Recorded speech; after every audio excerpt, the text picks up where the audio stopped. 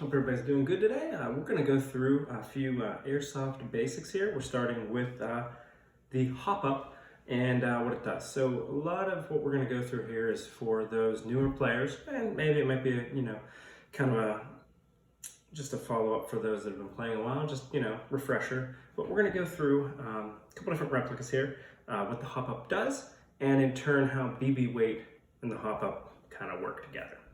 So to start, I'm going to show you using a M4 replica. This would be a Samurai Edge by Elite Force.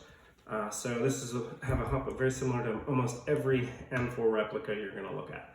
This is a rotary type. You may run into ones that have a dial that's straight in, but I think at this point in the industry, most of them are rotary type hop-ups like this. When adjusting the hop-up, you can look at your manual for the details as well, but you're going to have adjusting up, which would mean more hop, and down, which is less hop. So just to go through that, how you're going to get to your hop up, you're typically going to pull back some kind of a charging handle or some kind of slide to get to it. And inside here, you can see the hop up sits in there. So what the hop up is it is simply the interface between the gearbox, the nozzle, and the inner barrel and the bucking. So the way this works is the hop up, and I'll show you on an inner barrel outside of the replica, but by adjusting the hop up, you're simply pushing the knob of the hop up, which pushes the bucking into the window of the inner barrel, so that when the BB passes it, it's putting more or less backspin on the BB as it travels out of the barrel. This will give you the basic principle of, as you're watching the BB path go, it drops and then goes up.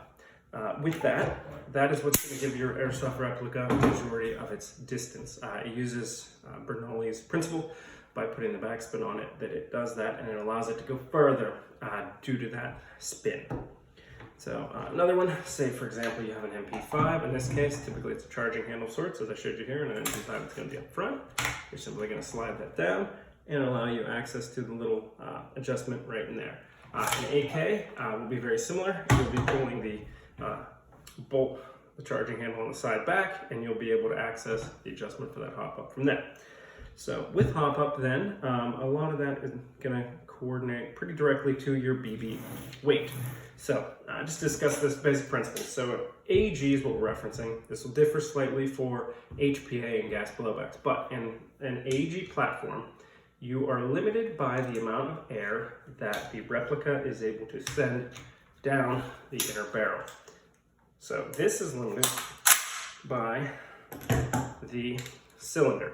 So the cylinder, as you see here, there's a 3/4 port in this one. Some would be a full port where you wouldn't have it.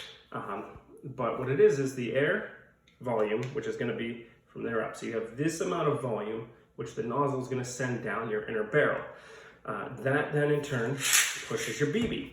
So with that limits the maximum weight the air volume can push successfully. With an AEG, typically the sweet spot is anywhere between a 0.28 and a 0.3 up to a 0.32 would probably be your maximum. So with that, as I said here, I have some Elite Force BBs here that I use. I like to biodegradable because we play outside. 0.28 I say is typically a pretty good go-to because it's going to give you, as you go up in BB weight, the speed at which the BB is hitting its target is going to go down. But based on science, I'll say what is Newton's principles, an object in motion tends to stay in motion, and also a heavier object will stay in motion longer. So if I'm using that force to throw a heavier BB, I'm putting backspin on it, it's going to travel further. Also, you'll notice that with a heavier BB, that dip as you adjust it, it'll be a little flatter. You can go further flatter with heavier because you're not noticing the dip as much, because a lighter BB, you're able to put a lot of overhop on. So I recommend 0.28 as a good go-to because it's a good middle ground between speed and distance. 0.32 is kind of pushing it for an AEG in my opinion. I've run 0.36s as well out of an AEG, but 0.3 to 0.32 is probably where you're going to max based on the air volume you can do. So what I recommend is as you're going through the different BB weights, test it in your replica. See what fits you. Some people like to overhop. They like to have it so it goes up real high and then drops. Yes, you will be able to throw the BB further. A lot of it is setting it to the amount of usable range that suits your play style. I prefer a flatter trajectory. So that may limit my usable range. I think at this point, I can get about 250 feet with this, with a .32 BB is what I do with this, which I need to get this upper back together. I'll do that off camera.